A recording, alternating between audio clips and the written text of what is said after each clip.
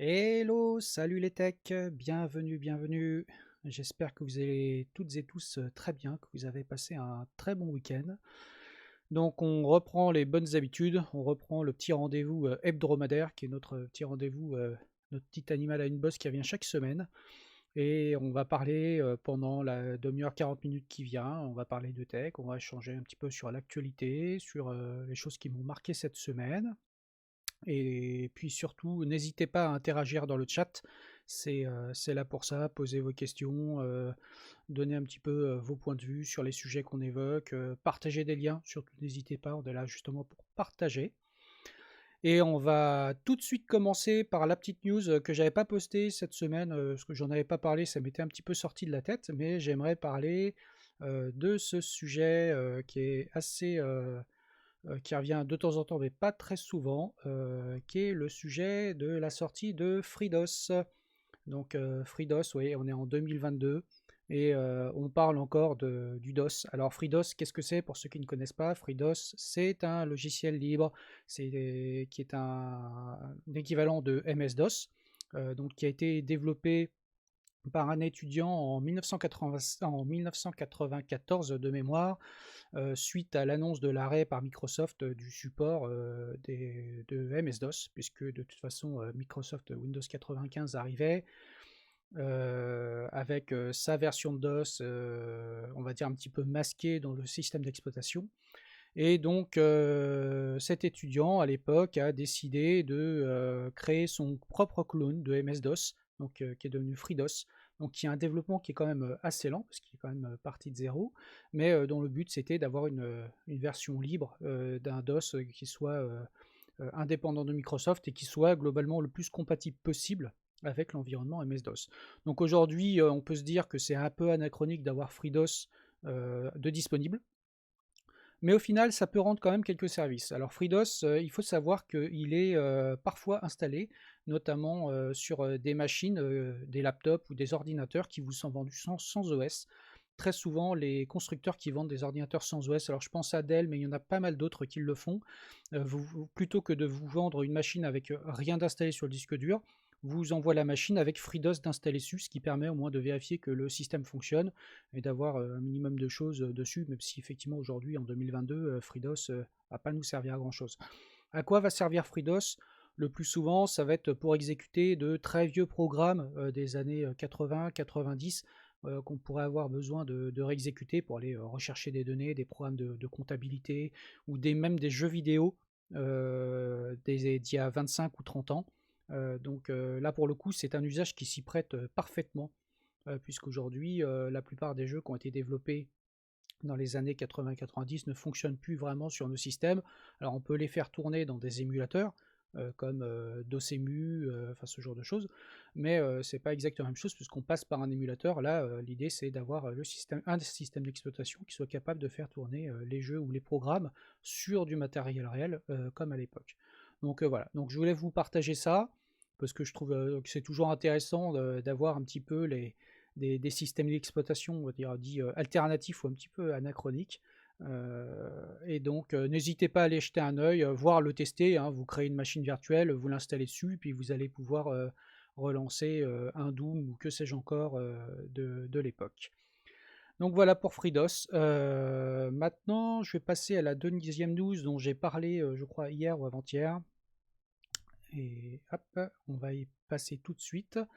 Donc c'était la sortie de The Gimp 2.99.10. Donc The Gimp, qu'est-ce que c'est pour ceux qui ne connaissent pas? Il se peut qu'il y ait des gens qui ne le connaissent pas. C'est un logiciel de retouche d'image qui est développé depuis très longtemps, puisque pareil, je crois que le développement a été initié en 1994 par trois étudiants. Il se positionne essentiellement comme un concurrent entre guillemets de Photoshop. Alors j'ai bien entre guillemets, pourquoi? Parce que les aficionados de Photoshop diront que rien ne remplace Photoshop, que c'est le leader sur le marché, blablabla, blablabla. Mais The Gimp est quand même un logiciel de retouche d'image, d'édition qui est extrêmement puissant et extrêmement performant. Et je dirais que le seul inconvénient que peut avoir réellement The GIMP aujourd'hui sur la chaîne de traitement graphique, c'est qu'il a une ergonomie qui est quand même qui est pensée différemment de celle de Photoshop auquel la plupart des utilisateurs sont habitués, ou très différemment des logiciels de dessin assez traditionnels. Du coup, The GIMP nécessite quand même une prise en main qui est un peu plus ardue, un peu plus dure que la moyenne, et encore ça s'est amélioré ces dernières années. Mais effectivement, pour ceux qui s'en souviennent, les premières versions de The GIMP étaient une version qui était multi-fenêtre, c'est-à-dire qu'on n'avait pas une fenêtre unique avec les différentes palettes, etc. On avait plusieurs fenêtres flottantes qui se promenaient, ce qui était déjà un petit peu déroutant pour l'utilisateur. Et puis, effectivement, l'usage des outils pour retoucher vos images, vos photos, etc., se font différemment de Photoshop, de façon générale, enfin en particulier, et de façon différente de la plupart des logiciels de dessin de retouche d'images en général, qui sont la plupart calqués sur Photoshop, on va pas se mentir. Donc The GIMP, il a sa propre ergonomie, j'ai envie de dire, et c'est un peu comme tout logiciel auquel on n'est pas habitué, il faut se faire un petit peu mal pour rentrer dedans, mais une fois qu'on est dedans, qu'on a compris comment il fonctionne, c'est un outil qui est vraiment extrêmement puissant et extrêmement performant, qui tient quand même la dragée haute à Photoshop sur beaucoup d'aspects, alors pas tous, parce qu'il faut quand même dire que Adobe a des moyens financiers qui sont quand même considérables pour faire évoluer son soft, et c'est un soft qui est de très bonne facture, Photoshop, hein, on va pas se mentir. Mais The GIMP permet vraiment d'avoir une chaîne de production graphique qui est quand même extrêmement poussée, extrêmement performante, et notamment avec un système de plugins qui permet donc d'étendre assez facilement avec du Python ou du C ou du C++, etc. The GIMP en développant donc des plugins pour faire des effets, de la retouche d'image, etc. Donc il en existe des dizaines, voire des centaines de plugins. Souvent, lorsque vous installez The GIMP, parfois ils viennent avec, en tout cas souvent sous Linux, vous avez dans votre gestionnaire de package favori les plugins qui peuvent venir, et donc venir s'installer et enrichir l'interface de The GIMP assez facilement.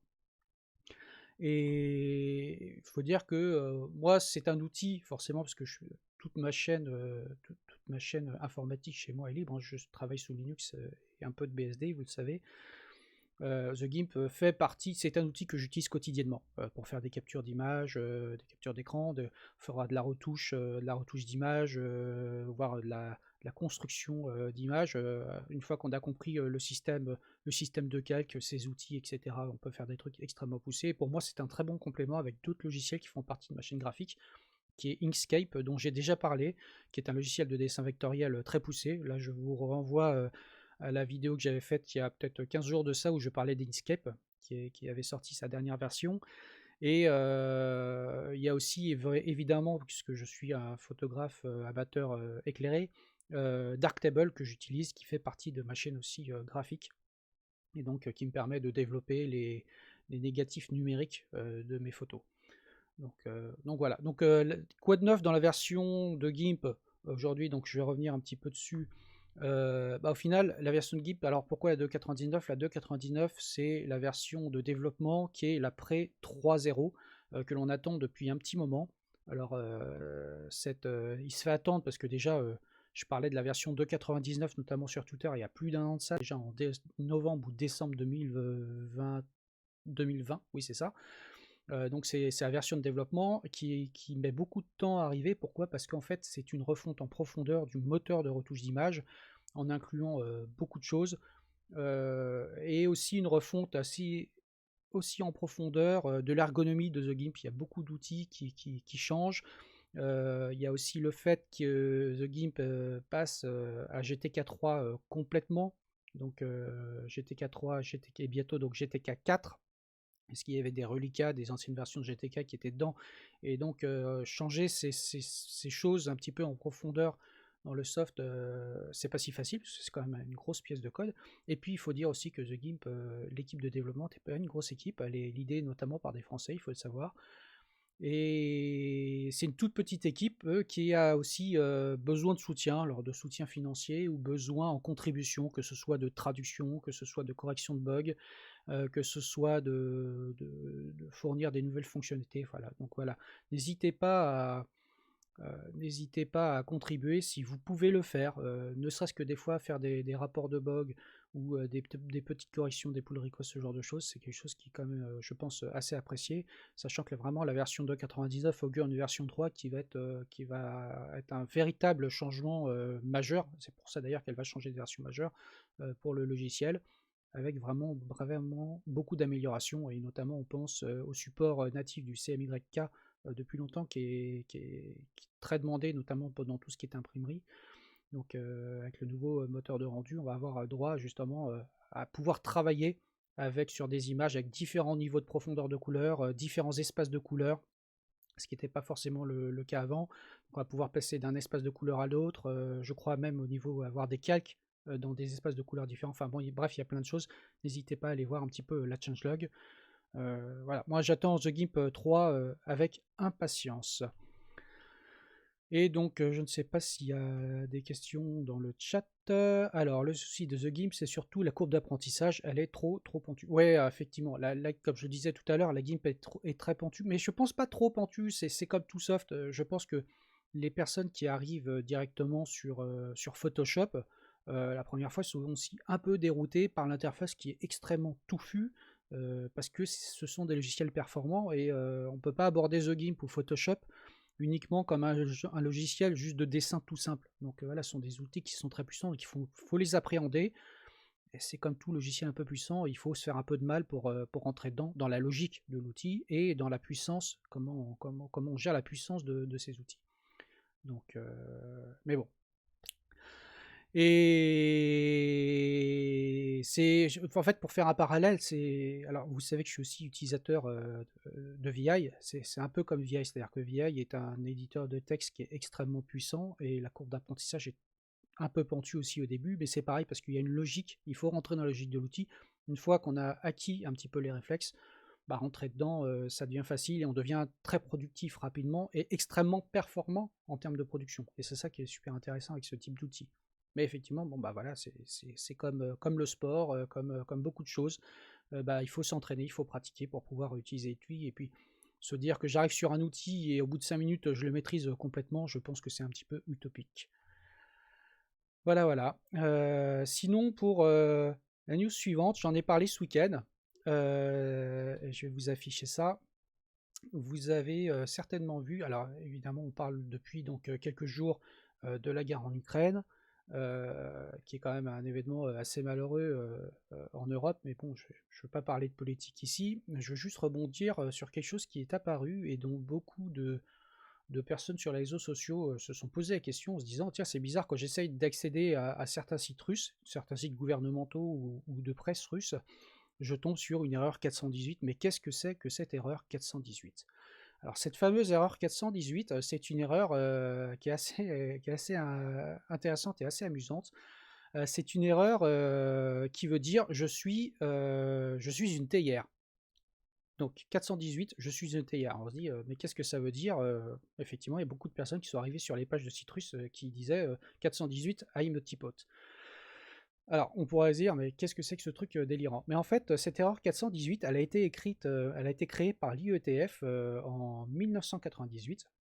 Donc l'IETF, c'est l'Internet Engineering Task Force, je le rappelle, donc qui drive notamment les améliorations et les évolutions de tout ce qui est de l'Internet et du web en général, mais pas que, sur beaucoup de sujets. Et donc, le 1er avril 1998, ils ont fait une blague, le fameux poisson d'avril de 1998, sur lequel ils ont écrit une RFC, la RFC que je vais vous afficher là, la RFC 2334, qui définissait l'Hypertext Coffee Pot Control Protocol. Donc, qui permet, si vous lisez la RFC, je vous encourage à aller la lire parce que c'est assez rigolo, qui permet de décrire le fonctionnement d'une cafetière connectée sur Internet avec le Cafetière Control Protocol, si on peut dire ça comme ça en français. Et donc, bien évidemment, c'était un pur poisson d'avril, comme il en existe d'autres, hein, mais d'ailleurs, on pourrait citer d'ailleurs la RFC 1149, que certains d'entre vous connaissent, certains et certaines connaissent, qui est la transmission de datagrammes IP par des pigeons. Et oui, donc donc il y en a qui écrivent effectivement des RFC à chaque poisson d'avril. Donc là, c'était le 1er avril 1990. Transmission de paquets IP par pigeon voyageur. Donc qui traite effectivement comment on peut transférer des datas par pigeon voyageur en ayant un protocole de transport comme TCP/IP. Donc c'est assez amusant. Donc pour en revenir sur la fameuse RFC 2324, cette RFC, au-delà du poisson d'avril, est devenue finalement, a été intégrée, au-delà de la blague, dans les navigateurs web et dans les serveurs web. Parce qu'au début, c'était assez amusant de l'intégrer en tant que blague, et au final, ça a trouvé un usage pour répondre notamment aux requêtes dont on ne souhaite pas répondre. Voilà. Donc aujourd'hui, très souvent, l'erreur HTTP 418, on l'utilise pour signifier à un navigateur qu'on ne souhaite pas répondre à sa requête HTTP. Donc, normalement, là, ce que disait la RFC, c'est que si on tente d'envoyer une requête à la fameuse cafetière connectée sur Internet et que c'est une théière, elle répond non, je ne peux pas, je suis une théière. Et donc, en fait, c'est un petit peu ça qui est utilisé en disant, bah voilà, on envoie une requête HTTP à un serveur web, et si le serveur web ne souhaite pas vous répondre pour X raison que ce soit, parce que par exemple vos blocs d'adresse IP ne sont pas dans les bons blocs d'adresse IP, parce que on est en train de mettre en place justement un peu de la censure parce que économiquement, ou parce qu'il y a la guerre ou ce genre de choses, et ben souvent on programme les sites internet pour répondre à l'erreur 418. C'est assez rare de voir ça, mais ça arrive. La preuve, c'est qu'on l'a vu ce week-end. Et donc je dirais que si vous tombez dessus et que vous ne connaissez pas, bon, bah maintenant vous saurez que cette erreur 418, elle est partie d'un poisson d'avril et qu'elle est utilisée maintenant, et que si vous le souhaitez, vous pouvez même transférer des paquets, des datagrammes IP par pigeon voyageur avec la RFC 1149, que je vous encourage à aller lire aussi, c'est assez drôle. Donc qui a dit que les informaticiens et les informaticiennes n'avaient pas d'humour? Je pense que beaucoup ont beaucoup d'humour. Ensuite, sujet suivant, je voudrais vous parler de Silicon Insider. Alors, certains d'entre vous le connaissent parce que vous le suivez peut-être sur Twitter, notamment tous ceux qui font un peu d'électronique ou ceux qui sont un peu passionnés de circuits intégrés. Donc, Silicon Insider, donc c'est un compte, donc c'est un Français qui gère ce compte, et il poste très régulièrement sur son compte Twitter des photos, des die de circuits intégrés, alors qui peuvent être des microprocesseurs, des microcontrôleurs, qui peuvent être différents types de circuits. Donc c'est quelqu'un qui en général récupère des circuits qui sont déjà décapés ou qui les décape lui-même, et il en fait des photos très haute résolution qu'il partage, qui permet de voir justement un peu comment sont conçus les circuits intégrés, notamment les circuits intégrés qui sont un petit peu anciens, souvent du début des années 80 ou des débuts ou milieu des années 90. Et son truc aussi, c'est d'aller rechercher sur les die un petit peu les easter eggs qu'on peut y trouver. Et parfois, donc avec son microscope électronique de surface, il va aller chercher, voir s'il n'y a pas des petits dessins qui ont été laissés. Alors parfois sur les die, on peut trouver des dauphins, on peut trouver des dinosaures, on peut trouver la signature des créateurs des circuits intégrés. Donc je vous encourage à aller voir sa page, parce que c'est assez intéressant. Enfin, moi, en tant qu'à la base électronicien, je trouve que c'est extrêmement intéressant, extrêmement passionnant.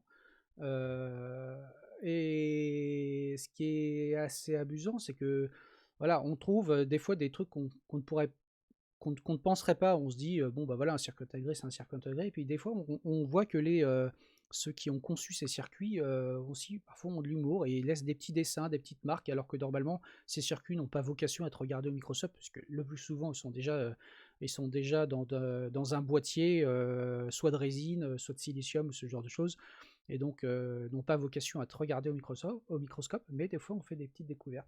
Donc allez voir son compte. Et pourquoi j'en parle là? Parce que ce week-end je suis tombé sur une vidéo de Curious Mark. Donc Curious Mark, qui est un YouTuber qui est assez connu, qui fait beaucoup de vidéos justement sur les circuits intégrés, et sur ce que je vais appeler vraiment les ordinosaures, sur les vieux ordinateurs.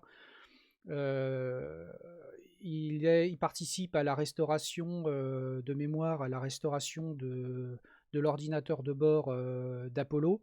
Notamment, je vous ai déjà parlé de Ken Shirif, je crois ils échangent très régulièrement ensemble, et donc il fait partie de ces programmes de restauration d'anciens ordinateurs, donc ceux de la mission Apollo, mais pas que, hein, des ordinateurs des premiers mainframes IBM, etc.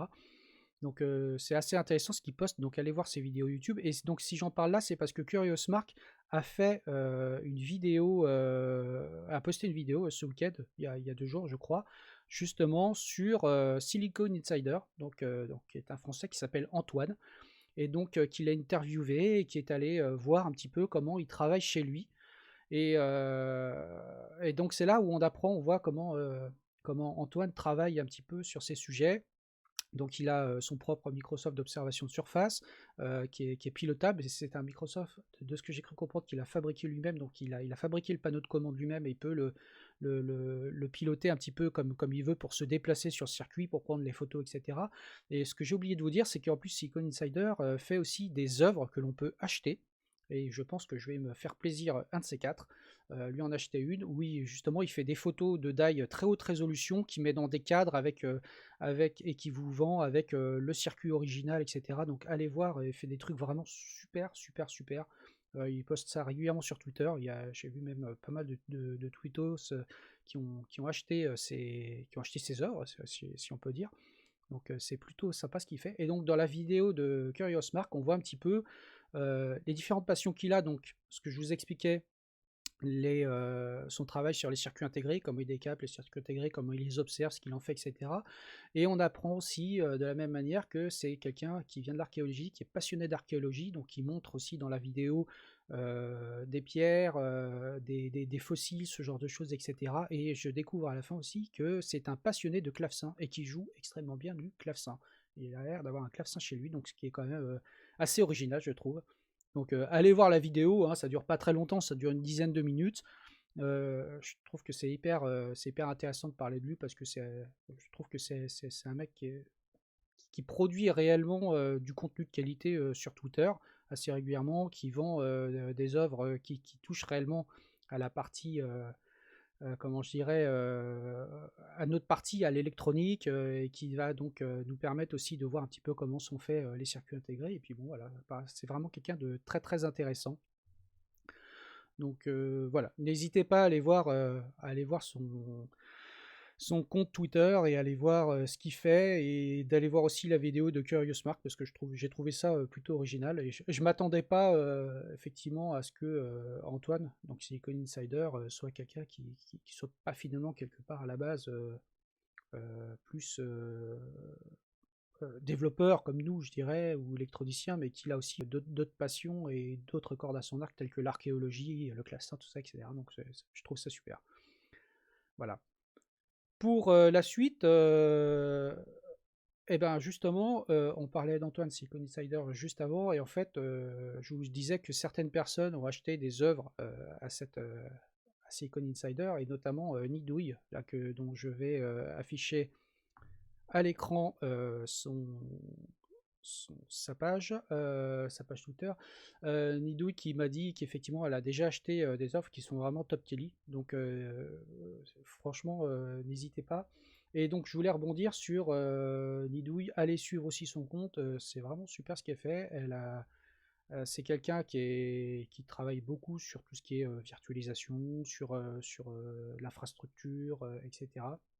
Et je voulais rebondir sur un tweet qu'elle a fait ce week-end, qui parlait de la sortie version Linux de TrueNAS. Donc TrueNAS, pour ceux qui connaissent ou qui ne connaissent pas, donc c'est un logiciel de NAS qui fonctionne sous BSD et que l'on peut installer sous BSD avec un système de fichiers ZFS et que l'on peut installer sur globalement n'importe quelle machine. Et donc historiquement, TrueNAS fonctionne toujours sous BSD et ils ont sorti une version Linux sur laquelle c'est permis un petit peu de troller un peu en disant bon bah voilà, avec la version Linux de TrueNAS, on va pouvoir commencer à avoir de l'OpenZFS, du KVM, du Docker, etc., le monde Linux, et puis finalement on va arriver à mettre du Kubernetes dessus.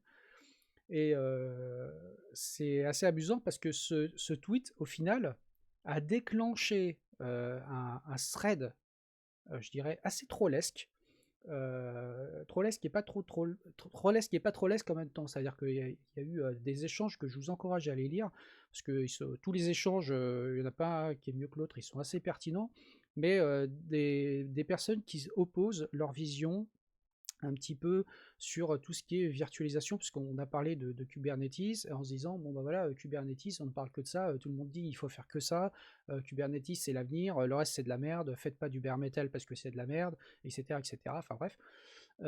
Et donc c'est assez amusant de voir qu'il y ait des points de vue qui n'ont pas du tout les mêmes besoins, qui s'opposent dans ce thread, avec des gens qui disaient oui mais moi j'ai pas besoin de Kubernetes, ou l'autre qui dit bien mais si tu veux forcément déployer et monter en charge sur tes applis, il faut absolument du Kubernetes parce que ça résout tous tes problèmes, etc.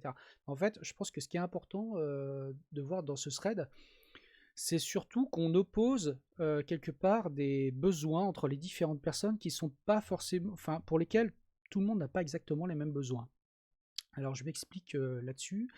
Il y a beaucoup de gens qui se disent bon bah voilà, si tu veux permettre à tes développeurs de déployer sans qu'ils aillent mettre les mains dans le cambouis, tu mets Kubernetes, c'est super, avec ta CI/CD ça va se déployer tout seul, si tu as besoin de monter en charge, tu vas monter en charge, etc. En fait ça marche lorsqu'effectivement tu as une très grosse équipe, que tu es capable de mettre un gros billet sur Kubernetes, et que tu peux aussi, que tu as ce besoin finalement de monter en charge, de scaler ton application sur 1000 serveurs ou 1000 VM différentes, 1000 conteneurs en même temps, j'ai envie de dire, de façon worldwide. Oui, là, clairement, Kubernetes, ça fait le taf. C'est d'ailleurs pour ça qu'il est fait, c'est de pouvoir monter en charge très facilement, de pouvoir permettre de déployer, notamment pour les devs, leur application, ça va les mettre les mains dans le cambouis, de façon automatisée. Mais par contre, ça a un usage qui est vraiment quand même ultra spécifique. C'est-à-dire que vous n'allez pas mettre en place une infra basée sur Kubernetes si vous voulez déployer une instance de WordPress. Enfin, clairement, à un moment donné, pour déployer une instance de WordPress, enfin, je cite WordPress, ça peut être n'importe quoi d'autre, hein, mais si vous voulez déployer un soft qui n'a pas réellement besoin de monter en puissance, de scaler sur des centaines de serveurs de façon worldwide, bon, bah, Kubernetes, c'est un peu le marteau-pilon pour écraser la mouche, parce que ça demande aussi beaucoup d'investissement pour le mettre en place, d'avoir une CI/CD qui tient la route, d'avoir bien décrit son infrastructure as code et tout le reste. Enfin, euh, pour autant, ce qui est assez intéressant dans le thread, alors si vous avez le temps, déroulez-le, vous allez voir qu'il y a c'est vraiment deux points de vue différents qui s'opposent. Moi, j'ai mon point de vue sur le sujet. Moi, je vais être plutôt mesuré par rapport aux interlocuteurs qui sont dedans, qui opposent Kubernetes c'est mieux, ou ma façon de faire c'est mieux, etc. C'est que je pense qu'aujourd'hui on a un problème dans la tech, et je pense qu'aussi c'est peut-être le média Twitter qui veut ça, c'est qu'on a tendance à opposer nos points de vue en essayant de faire dire à l'autre que sa solution c'est de la merde et que c'est ma solution qui est la meilleure. Or au final, tout n'est pas aussi manichéen. Je pense que ce qui est important, c'est de choisir les bons outils ou les bonnes solutions par rapport à notre besoin. Et mon besoin, à l'instant T sur tel projet, n'est pas forcément le besoin de la personne qui est en face au même instant, mais sur un autre projet qui est totalement différent. Typiquement, j'imagine, je vois mal une boîte comme Doctolib, par exemple, se passer de quelque chose type Kubernetes pour pouvoir monter en charge et absorber les pics de trafic, comme on l'a vu ces mois précédents, lorsqu'il y a une campagne de vaccination qui est ouverte. C'est logique, ils ont besoin de scaler très fortement, très rapidement, mais parce qu'ils scalent la même application sur des centaines, voire des milliers de serveurs. Quand vous êtes une petite PME, que vous avez un service central à votre entreprise, mais finalement vous avez que vos utilisateurs internes, vous avez 50 utilisateurs, vous n'avez pas besoin de scaler, vous n'allez pas mettre en place un Kubernetes. Vous pourriez en avoir un, mais si c'est pour déployer un conteneur, une VM, parfois c'est un peu le marteau-pilon pour écraser la mouche. Il existe d'autres solutions pour pouvoir le faire. Ce que je fais très régulièrement. Moi, dès lors où j'ai besoin vraiment de scaler une application, sur du conteneur, sur des zones géographiques différentes, et dès lors où l'application, on a besoin d'avoir plus de 10 instances, j'ai envie de dire oui, bah là, effectivement, on va passer sur du K8.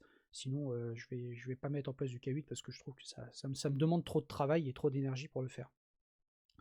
Donc voilà, donc allez voir le thread, je trouve que Je trouve dommage que dans notre industrie aujourd'hui, on oppose forcément nos points de vue en regardant toujours les besoins par ses propres besoins et pas forcément par les besoins des autres.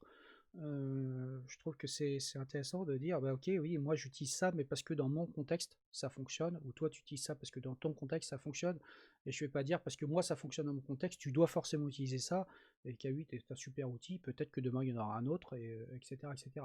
Par contre, de là à dire que les gens qui sont pas passés à K8 sont has-been, qui font de la résistance, et éventuellement qui veulent pas évoluer, je trouve ça un petit peu dur aussi, parce que c'est encore une fois, c'est une question de besoin. Voilà. Donc, bon. Alors, je vois dans le chat, dit la WG, demande à Waxé son avis sur la virtualisation. Alors, je ne sais pas quel est son avis sur la virtualisation. Ah, si tu veux bien, si tu peux nous éclairer, je ne sais pas. Moi, je sais qu'il a des avis très tranchés sur plein de choses. Après, sur la virtualisation en tant que telle, je ne sais pas trop quel est son avis. Mais bon, à la rigueur, il peut avoir son avis, moi je peux avoir le mien, chacun peut avoir le sien. C'est pareil, je pense que ce qu'il faut, c'est être suffisamment pragmatique pour choisir les bonnes solutions. Virtualisation, containerisation, ou bare metal, ou ce qu'on veut, en fonction des contextes, en fonction des besoins. Moi, c'est un petit peu... c'est mon avis sur le sujet.